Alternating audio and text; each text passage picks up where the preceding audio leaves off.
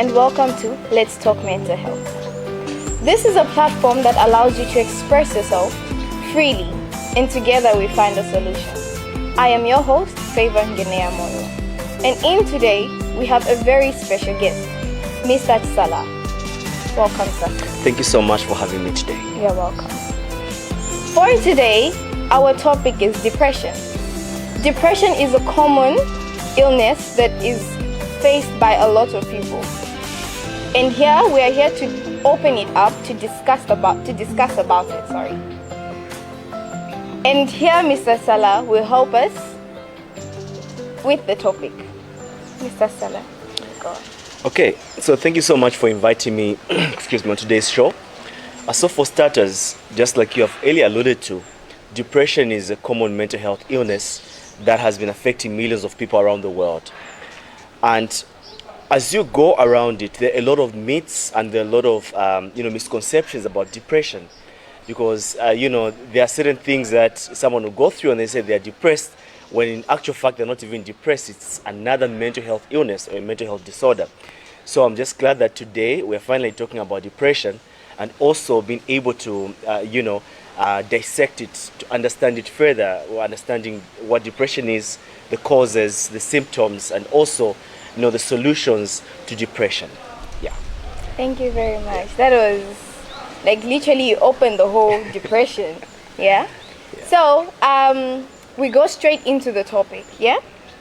How would you know that somebody's suffering from depression? Okay.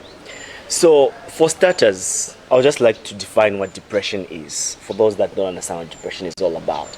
So depression is basically a mood disorder that causes a persistent feeling of sadness and loss of interest in things or activities you once used to enjoy.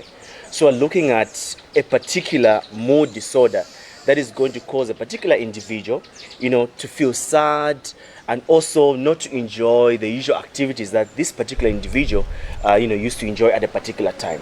Now, as we go into the intricacies of understanding what depression is all about, we can start with the causes. So, part of the causes of depression, I'll just speak about the top 6 causes of depression. So, the first one I would like to talk about is personality. So, when we talk about personality, what we mean is that one may be more vulnerable to depression if they have, some personality traits. We can talk about traits like low self-esteem and people that are overly self-criticized, okay? Yeah. Because there are times that, you criticize yourself too much, okay? Every time you wake up in the morning, you look yourself in the mirror, you're basically comparing yourself to another person. Am I too handsome? Am I too beautiful as compared to this other person? Or maybe there's another person that you look at, comparing yourself to them, like for you ladies, you want to look like Tyra Banks. She has the perfect body. You want to look like that, and maybe you're overweight. So you look at all those things, you self-criticize yourself. You might go into a depression. And then sometimes it can be low self-esteem, where you're not able to express yourself. You're not able to do well in certain areas. And this can be caused by maybe life experiences. Maybe at one point in school you were bullied, at one point you were doing a presentation and then your friends were laughing at you, and then that just pushed you to go into a cocoon that, push you to a low self-esteem aspect. So we're looking at that. So the first one is personality. So you can have a particular, personality trait that can lead you to depression. Okay. The other one is stressful events. There's some events like bereavements. Maybe you lose a loved one, you lose a father, you lose a mother, you lose a brother, you lose a sister, or a best friend. That can also cause you to go into a depression. And then to some extent also, another stressful event can be a breakup. Maybe you've been in a long-term relationship with this 5 years relationship, and then you break up with this particular person. What is going to happen? So there are people that go into a depression. Others, it can be divorce. You've been married for this person for the past 20 years, and then at some point you divorce. And then the levels of acceptance and the levels of you just being sent because you're now alone, you're riding solo, it's very difficult. So you can go into a depression. So that is the second cause. The third one can be family history. Depression also runs in the family. It can run in genes. Maybe your great-great-grandfather had a depressive disorder. It can still run in the family. You can inherit it from your father or from your grandfather because it still runs in the blood. The other one can be loneliness, where you're cut off from your family, from your friends, and so, through that phase of loneliness, you self-isolate. Okay, you are not in touch with reality. You're not in touch with what other people are doing.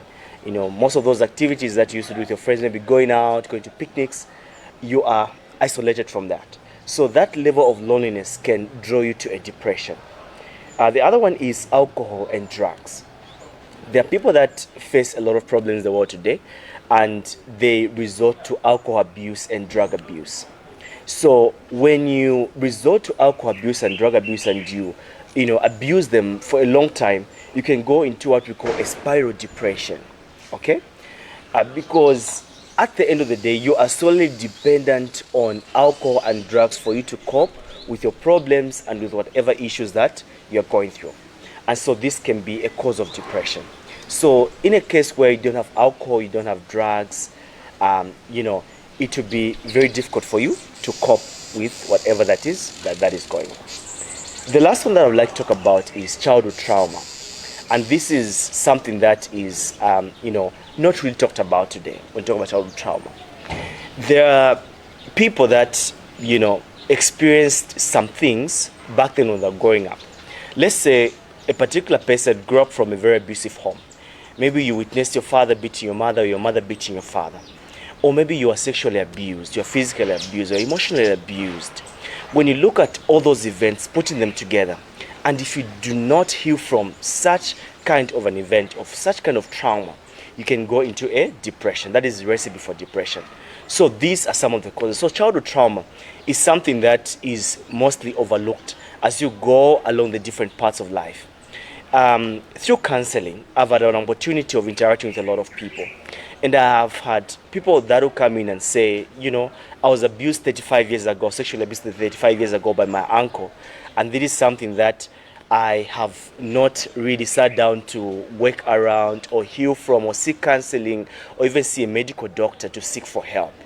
And this is something that they've been battling with all their life. And you see that at the end of the day, they go into a depression because they have not healed from that kind of a trauma. So childhood trauma is grave, and it is something that we basically bury, and we don't want to talk about them. We don't want to heal from that.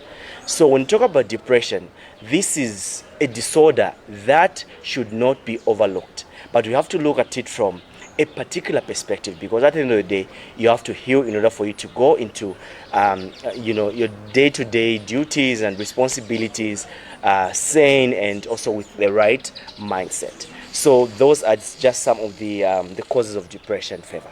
Yeah.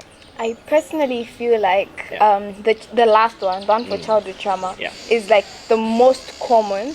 Like a lot of us, especially given the fact that us, the 21st generation, I feel like a lot of us are battling because of the childhood traumas that we've gone through.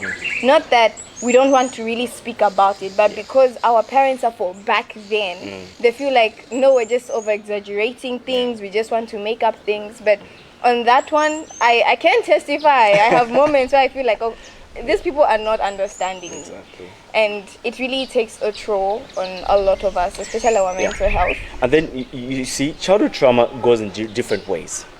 Sometimes it can be a child who grew up from a home where they were not shown that level of love that every other child was getting from the community. Because at times that, I'm sure you remember back in the days, you go to school, then maybe as you're comparing yourself to your friends in school, maybe this one has come with a lunchbox with a lot of food, then you don't have anything and all that. And then you're trying to compare yourself to your friends. So is it that my friends are more loved than I am from where I'm coming from? So there are all those questions.